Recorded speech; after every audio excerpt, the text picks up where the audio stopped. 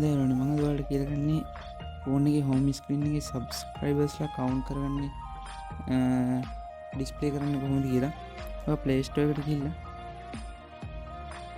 සබ්ස්ක්‍රයිබර් count කියන app එක install කරගන්න. ඉන්ස්ටෝල් කරගෙන ඕපන් කරගන්න.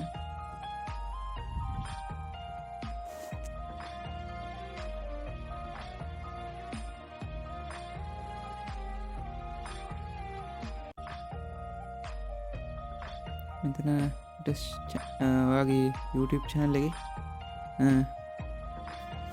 name එක දෙන්න. මෙතන දෙනවා Chanuks bro කියලා. ඊළ සර්ච් කරන්න. එනවාට Chanuks bro. ඊට පස්සේ හැප්පෙන් අපිට වැඩක් වෙන්නේ.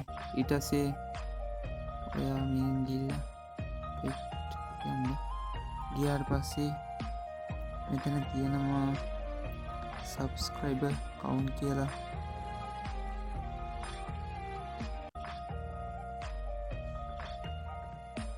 මේවට පේන ඇති subscriber count කියන එක දාගන්න home screen එකට. ඊට පස්සේ මෙතනට ඉල්ලනවා. ඊට පස්සේ එතන දෙන්න Chanuks bro.